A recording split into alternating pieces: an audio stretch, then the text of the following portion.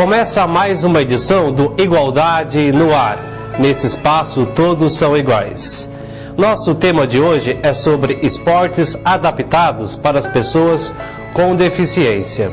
Vamos assistir uma reportagem a respeito de uma das primeiras modalidades paralímpicas praticadas no mundo, o basquete em cadeiras de rodas.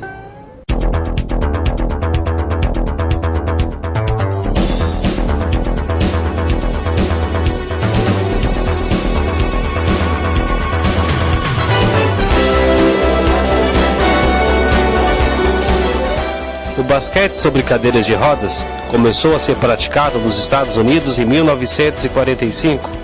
Os atletas eram ex-soldados americanos feridos durante a Segunda Guerra Mundial.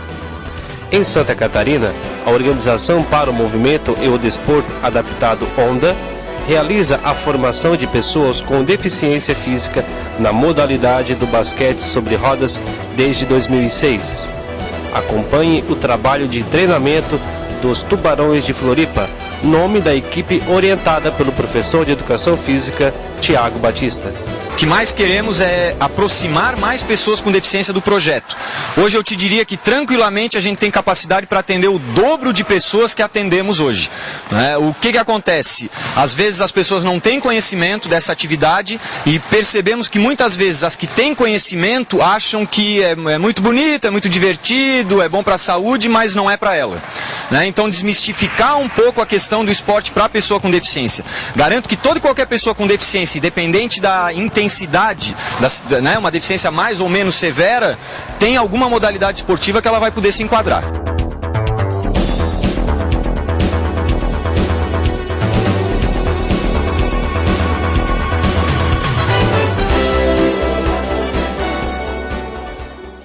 O goalball, como é conhecido, é uma modalidade disputada por atletas com deficiência visual.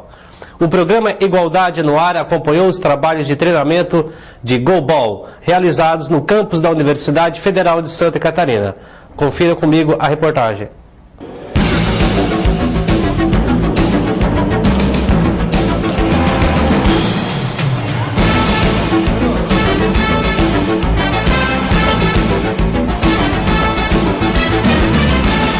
O primeiro esporte criado exclusivamente para deficientes visuais.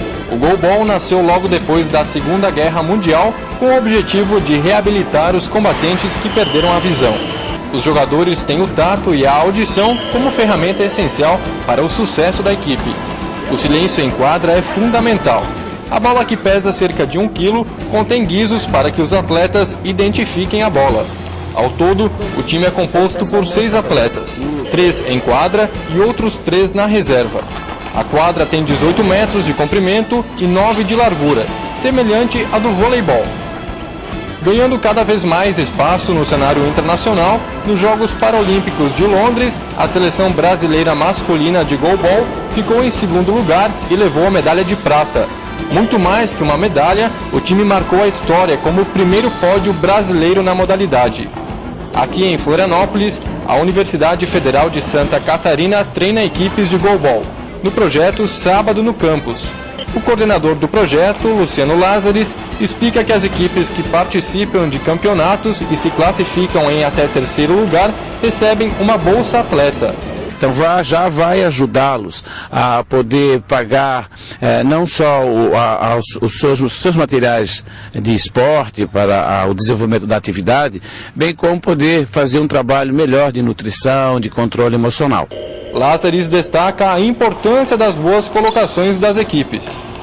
E o importante disso que eu vejo é que em 2016 nós seremos sede das Paralimpíadas. Então, assim, ter uma visibilidade de alguns atletas estar numa boa colocação, abre os olhos para a equipe técnica da seleção brasileira de reconhecer o trabalho que é desenvolvido e a capacidade técnica dos atletas. Então a gente vê com muito bons olhos, né, essa boa colocação.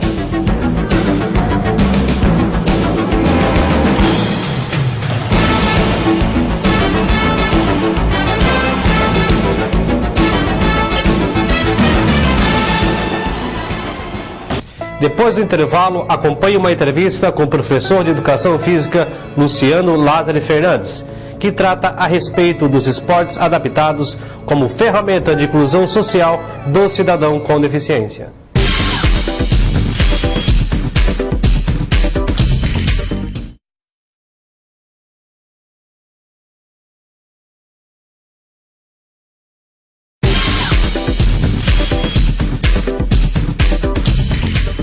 Estamos apresentando o programa Igualdade no Ar. Nesse espaço, todos são iguais. Nosso assunto de hoje é sobre esportes adaptados para as pessoas com algum tipo de deficiência.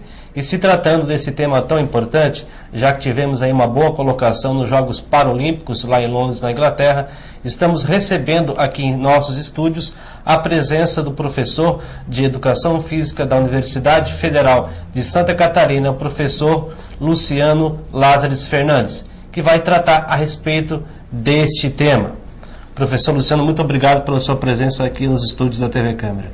Nós é que agradecemos enquanto instituição de ensino superior e enquanto coordenador de projeto de extensão para tratar sobre esse assunto.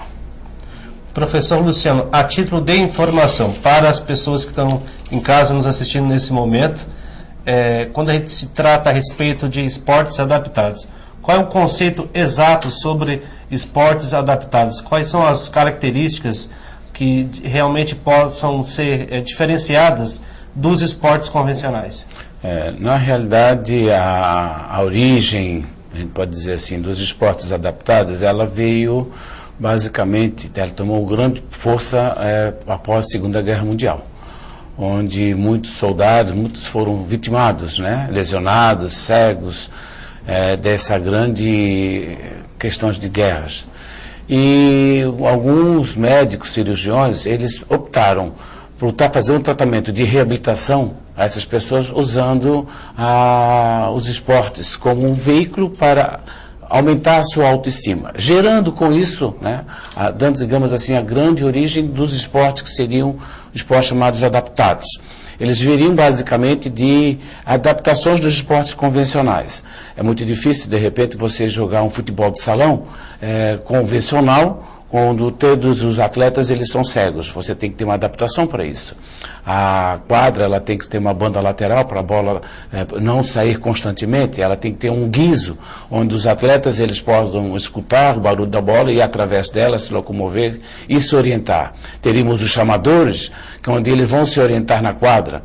O basquetebol, como é que um paraplégico, de repente, ele pode estar jogando basquetebol? Naquela época, quando pós-guerra, o basquete foi um dos principais esportes que tomou essa questão de reinserção dessas pessoas no meio esportivo e na sociedade. Basquete sobre rodas. Exatamente. Então, daquela evolução de uma simples prática terapêutica, se tornou-se hoje, né, uma grande modalidade que é uma das mais assistidas, depois do atletismo, nas Paralimpíadas. Então, o esporte adaptado ele vem com essa característica de proporcionar algumas pessoas que têm algumas dificuldades de locomoção, de visão, de audição, a praticar essa atividade que até então, num modo convencional, torna-se mais difícil. Então, são adaptações às regras, à forma de jogar. As características peculiares de cada modalidade paradesportiva, digamos, o futsal para cegos usa a questão da audição, do guiso na bola, é isso? Na realidade, o futsal, que eles chamam de futsal de 5, né, o goleiro ele é vidente. E os 4 jogadores de linha, eles são, a gente chama de classificação B1, que seria o cego total. Certo. Então, além de ter essa característica, eles ainda usam uma banda, ou seja, que tapando um tampão cirúrgico. Sim. E uma venda para dar grau 0 de acuidade visual. Mas o goleiro, ele é evidente. Ele enxerga e a área dele é mais limitada. É uma área de 2 metros por 5 metros. Ele, de hipótese alguma, poderá sair dessa área para poder fazer uma defesa.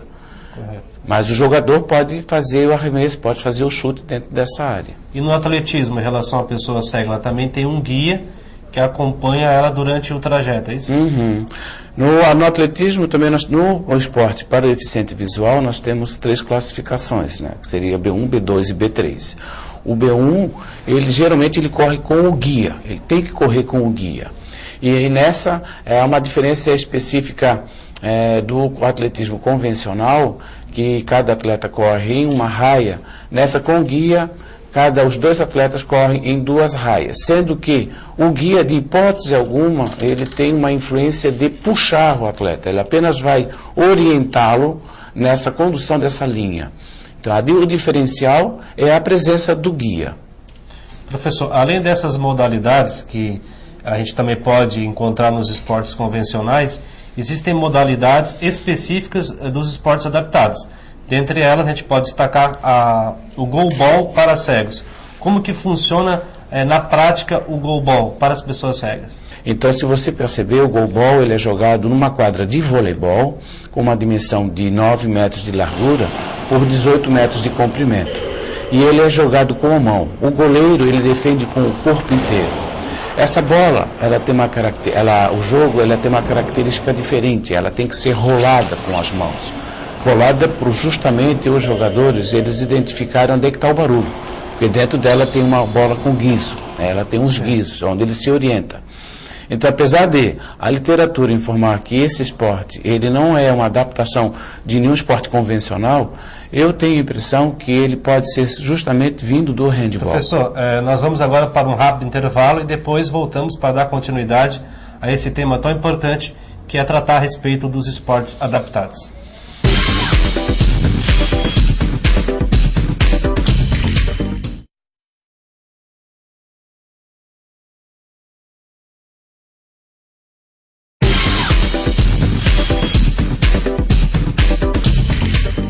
Voltamos a apresentar o último bloco do programa Igualdade no Ar. O nosso assunto de hoje é sobre esportes adaptados para as pessoas com algum tipo de deficiência. E aqui ao nosso lado estamos recebendo como entrevistado o professor de Educação Física da Universidade Federal de Santa Catarina, professor Luciano Lázares Fernandes, que trata a respeito e esclarece esse assunto para você de casa. Professor Luciano, a respeito da questão das disciplinas que a Universidade Federal tem na sua grade curricular na área da educação física. Existe uma disciplina específica chamada Teoria e Metodologia dos Esportes Adaptados que o senhor ministra. Como que seria essa disciplina? Essa disciplina ela tem o caráter principal de aprofundar os estudos, principalmente na questão esportiva. Muitas vezes nós temos uma dificuldade dos professores de fazerem a transferência dos seus conhecimentos dos esportes convencionais para os esportes adaptados. E essa disciplina ela vem justamente promover, junto aos acadêmicos, o desenvolvimento de pesquisa, de estudos, de preparação de atividades e planos de aula, onde eles têm a oportunidade de vivenciar os esportes em cadeiras de rodas e oportunizar algumas vivências dos esportes praticados pelas pessoas com deficiência visual. Ou seja, seria um contato que o acadêmico, durante o curso, tem com os esportes adaptados, é isso? Na universidade, além dessa disciplina, Josué, a gente tem a possibilidade de trabalhar com a comunidade nos projetos de extensão. Então, nós temos várias modalidades esportivas desenvolvidas para as pessoas com deficiência, que são desenvolvidas no Centro de Esportes com a intervenção dos acadêmicos do curso de Educação Física. Exatamente. Então, uma delas, que a gente pode dizer assim, a mais recente, sim, é o handebol em cadeira de rodas, certo, onde as pessoas imaginam que quem pode jogar são só os que andam em cadeira, os usuários de cadeira de rodas, o que não é verdade. Às vezes, um amputado, uma pessoa que tem uma prótese, ela pode estar praticando essa modalidade.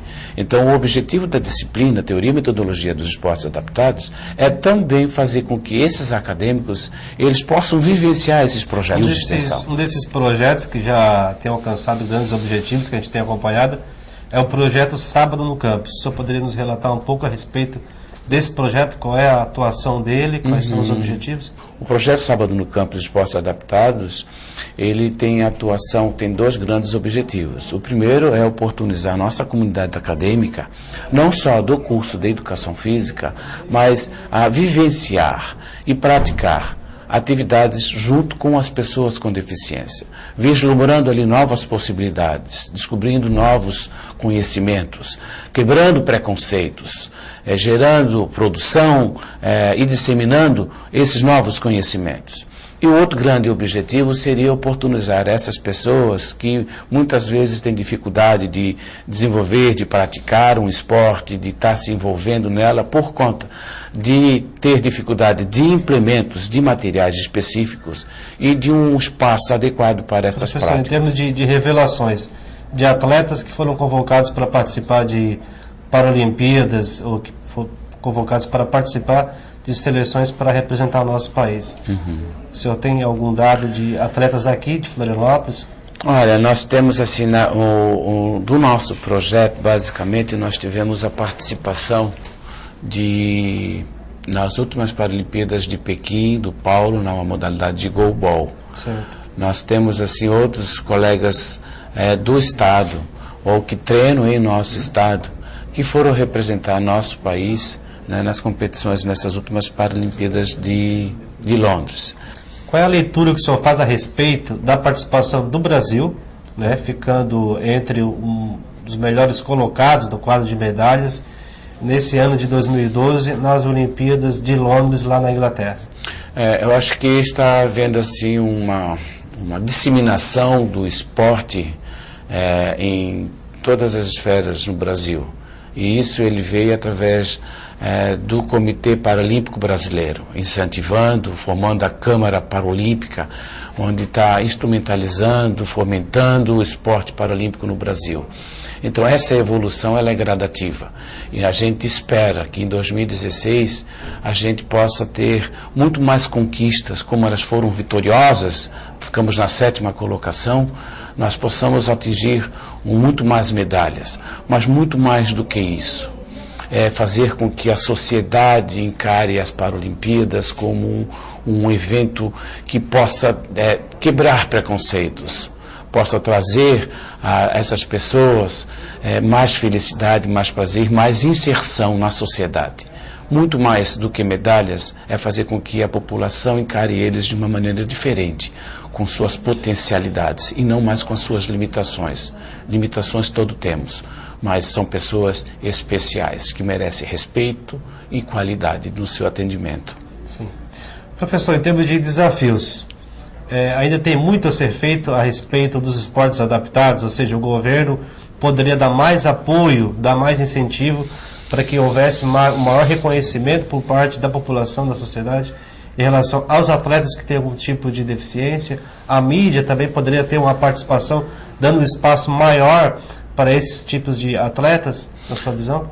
Eu diria que a gente está num caminho. Nós já tivemos, como falei, nós já tivemos uma coisa assim muito no amadorismo, né? Hoje a gente tem uma questão muito no profissional. E eu entendo que espaços como esse que vocês estão oportunizando, de disseminar, de mostrar à sociedade esses valores, a mostrar que a pessoa com deficiência, ela tem a sua capacidade, tem seu direito de estar inserido na sociedade, com certeza vai fazer com que outras pessoas, outros atletas, outras crianças que estão na escola possam tomar gosto por essa atividade esportiva. E os profissionais de todas as áreas, e principalmente falando hoje de esporte, os professores de educação física, possam perceber a sua importância nesse processo. Muitas vezes isso começa lá na escola, incentivando esse aluno, dando esperança para ele, mostrando que tem capacidades, tem desafios, mas tem muito potencial, né? Mas mostrar para ele que é possível, deixar tentar. Não coloque na cabeça, né, porque tem uma deficiência que vai deixar de fazer atividade. Sidney Rosadas disse uma frase muito boa no seu livro: se eu não conseguir, ao menos deixe-me tentar. Sim. Eu acho que isso a gente poderia encerrar nosso diálogo, né? Sei que o tempo já está esgotando, mas nessa frase, a gente tem que deixar as pessoas experimentarem. Não somos nós que vamos dizer quais são os seus desafios e quais são os seus limites. Novas experiências, novos desafios, né? Exatamente. Professor, muito obrigado pela sua participação, pelos seus esclarecimentos a respeito desse tema tão importante que realmente precisa ser difundido para a sociedade, que são os esportes adaptados para as pessoas com deficiência. Muito obrigado pela sua participação Espero poder contar com a sua presença, com a sua ajuda em outras oportunidades. Eu agradeço, né, em nome da instituição, em nome das pessoas com deficiência, em nome de todos aqueles que lutam por essa área, por esse espaço. É através da mídia que a gente pode levar à sociedade esses novos rumos, esses novos conceitos sobre o que é deficiência, né, e sobre as potencialidades dessas pessoas que são tão especiais. Muito obrigado. Muito obrigado. E a você de casa, nosso muito obrigado mais uma vez pela edição do programa Igualdade no Ar. Lembrando a você que nesse espaço aqui todos são iguais. Até uma próxima edição. Obrigado. Há tantos quadros na parede, há tantas formas de se ver o mesmo quadro. Há tanta gente